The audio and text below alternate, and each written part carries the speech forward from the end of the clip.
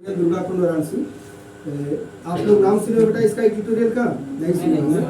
तो बेटा मैं आपको बता दूं, sky tutorial was established just 14 years ago in 2009 by Dr. Pankaj sir. At present, we are one of the premier institute for preparation of JEE Mains Advanced NEET, which have set standard of quality education in a very short span of time. बेटा आज से 14 साल पहले सन 2009 में Lucknow university से PhD करने के बाद माननीय डॉक्टर पंकज सर ने स्काई ट्यूटोरियल का स्टेबल किया बनारस में। उस समय ऐसे ही हमारे यहाँ 10-12 बच्चे आए थे पढ़ने के लिए। हम लोगों ने काफ़ी मेहनत करके बेटा, काफ़ी संघर्ष करके उन बच्चों को पढ़ाना शुरू किया और प्रथम वर्ष में ही उन 12 बच्चों में से 5 बच्चों का सिलेक्शन हो गया। जब 12 बच्चों में से 5 बच्चों का सिलेक्शन हो गया, पूरे बनारस में चर्चा का विषय बन गया, पूरे बनारस में हंगामा मच गया। एक बच्चे का IIT में सिलेक्शन हुआ, एक को NIT मिला, 3 बच्चों का मेडिकल में सिलेक्शन हो गया। आज 12 बच्चे से 2000 बच्चे कैसे हो गए पता भी नहीं चल पाया बेटा। मैं आप लोगों को बता दूं, आज स्काई ट्यूटोरियल बनारस ही नहीं बेटा, बल्कि पूरे पूर्वांचल की एक बहुत बड़ी कोचिंग संस्थान है। हमारे यहाँ JEE mains advance NEET pre foundation course की तैयारी कराई जाती है। आज हमारे यहाँ उत्तर प्रदेश ही नहीं बेटा, बल्कि भारत के कोने कोने से बच्चे आते हैं अपना करियर बनाने के लिए, तैयारी करने के लिए। और अभी जो इस साल का रिजल्ट आया है, बात नहीं बेटा, ये बेटा बात मत करो। अभी जो इस साल का रिजल्ट आया है बेटा, कई बार हम लोग पेपर में ऐड भी दिए थे, आप लोग देखे भी होंगे। 40 बच्चों का MBBS में सिलेक्शन दिए हैं हम लोग इस साल, जो पूरी बनारस का सबसे बेस्ट रिजल्ट है। किसी भी इंस्टीट्यूट से, किसी भी कोचिंग से 40 बच्चों का MBBS में होना अपने आप में एक बहुत बड़ी चीज़ है बेटा, है कि नहीं बोलो? और IIT में 39 बच्चों का सिलेक्शन हुआ है, JEE मेंस में 300 बच्चों का सिलेक्शन हुआ है। उसमें से 20 ऐसे बच्चे थे जिनका 20,000 के अंदर रैंक था, जिनको के NIT मिला है। तो इस तरह से 14 सालों में हम लोगों ने काफ़ी सिलेक्शन किया है बेटा। इतना ही नहीं, इंडिया का कोई भी मेडिकल और इंजीनियरिंग कॉलेज में हो जहाँ पर कि हम लोगों की पढ़ाई में बच्चे न पढ़ रहे हैं, हम लोगों ने काफ़ी मेहनत करके बच्चों के साथ काफ़ी संघर्ष करके उनको पढ़ा लिखा करके इस मुकाम तक पहुँचाने का प्रयास किया है। उसी के तरफ से एक टेस्ट होने जा रहा है बेटा, छोटा सा टेस्ट है। तो टेस्ट लेने का मकसद है कि हर जगह, चाहे कोचिंग हो चाहे स्कूल हो, हर जगह 10-20 ऐसे बच्चे होते हैं जिनकी आंखों में सपना पड़ रहा होता है कि हमें लाइफ में बड़ा काम करना है, हाईटेक एजुकेशन लेना है, हमें उस लेवल तक पहुंचना है। वो बच्चे बराबर सोचा करते हैं, लेकिन उनको एक रास्ता नहीं मिल पाता है बेटा, एक डगर नहीं मिल पाता है। जानकारी के अभाव में बच्चे पिछड़ जाते हैं। नेशनल लेवल का एग्जाम है, नेशनल लेवल का जो एग्जाम है, अंतर्राष्ट्रीय राष्ट्रीय लेवल का जो एग्जाम है, उसमें बच्चे, हमारे जो बच्चे हैं बिहार बोर्ड के, पिछड़ जाते हैं।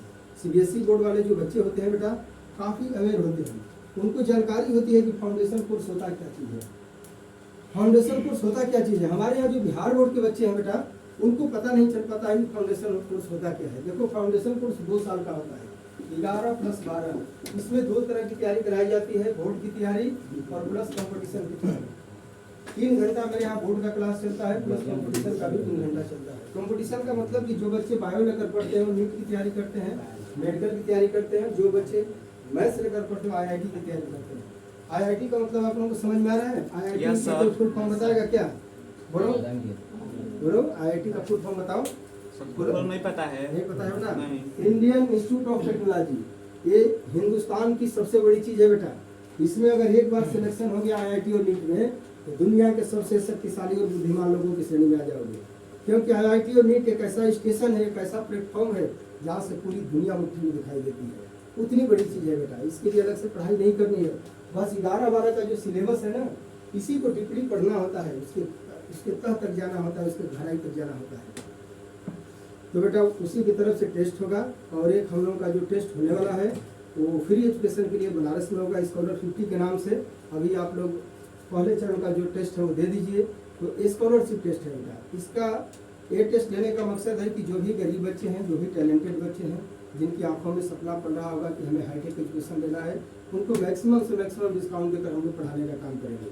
और दूसरा जो टेस्ट होगा बनारस में, वो फ्री एजुकेशन के लिए होगा। उसमें अगर सिलेक्शन हो जाएगा तो 2 साल तक रहना, खाना, हॉस्टल सब कुछ फ्री में दिया जाता है। तो वो एग्जाम आपको जाना होगा देने के लिए बनारस में। तो वो भी आप लोगों को पता नहीं है, हमको भी पता नहीं है डेट के बारे में। जब डेट निकलेगा, जब आप लोगों का रिजल्ट लेकर के आएंगे, तो हम आप लोगों को बता देंगे कि इस डेट को जाना है। पिछली बार बहुत से बच्चे गए थे, संगम कोचिंग से गए थे, वहाँ ओम साई जो है ना गुरु जी पढ़ाते हैं, उनके यहाँ से गए थे बच्चे। आप लोगों के यहाँ तो खैर पहली बार आए हैं, जबकि अभी आप लोगों से पहली बार संपर्क भी हुआ है। तो बेटा आपको पता चलेगा तो आप लोग भी सर से रिक्वेस्ट करिएगा, सर खुद साथ में ले चलेंगे। अभी हम उनसे बोलेंगे, बातचीत होगी और निश्चित रूप से हमें नहीं लगता कि आप लोगों का सिलेक्शन नहीं होगा। डरना नहीं है बेटा, हम भी यहीं के रहने वाले हैं, इसी जिले से बिलोंग करते हैं और हमें पता है कि आप लोगों के अंदर कितनी एनर्जी है। बेटा बिहार की मिट्टी में बड़ा दम है कि नहीं बोलो? बिहार के बच्चे कहाँ नहीं है, देश ही नहीं बल्कि विदेशों में भी अपने टैलेंट का परचम लहराए हुए हैं। पूरी दुनिया उनके टैलेंट का लोहा मानती है, चाहे IAS का एग्जाम हो, IPS का एग्जाम हो, IIT का एग्जाम हो, मेडिकल का एग्जाम हो, हर जगह बिहार के बच्चे सबसे पहले अगले पंक्ति में खड़े दिखाई देते हैं। तो तुम किसी से कम नहीं हो बेटा, बस आप सोचते नहीं हो। भगवान ने इनफाइनाइट एनर्जी दिया है, असीमित ऊर्जा दिया है, उस ऊर्जा को सही दिशा में लगाने की जरूरत है। ज़्यादा दिन तक नहीं पढ़ना होता है बेटा, ज़्यादा दिन तक वो बच्चे पढ़ते हैं जिनको सिर्फ डिग्री लेना होता है। जिनको डिग्री के साथ साथ कंपटीशन क्वालिफाई करना है ना, तो 12 पास करते करते कहीं ना कहीं उनका सिलेक्शन हो जाता है। बात समझ में आ रही है ना? 2 साल तुम हमें समय दो पढ़ाने के लिए, ज़्यादा नहीं मांग रहे हैं। 2 साल तक इतना अच्छे से पढ़ा लिखा दिया जाएगा बेटा कि निश्चित रूप से कहीं ना कहीं आप भी सिलेक्ट हो जाओगे। लेकिन एक चीज़ है कि 2 साल पढ़ना पड़ेगा बेटा। पढ़ाई लिखाई कोई गुड्डी गुड़िया का खेल नहीं है ना, कोई जादू मंत्र है कि गए और फूंक दिए और आप पहुँच गए वहाँ पर।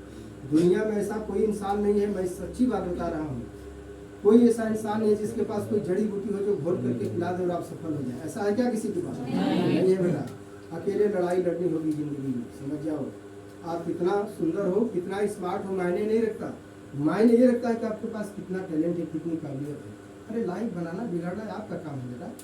आप चाहो तो बहुत ऊंचाई तक जा सकते हो, नहीं तो बहुत नीचे भी गिर सकते हो। लोहे को कोई नष्ट नहीं करता बेटा, उसका जंग ही उसे नष्ट करता है। ठीक उसी तरह से आदमी को कोई और नहीं, उसके जो विचार हैं, उसके जो व्यक्तित्व है, वही आदमी को नीचे गिरा देता है।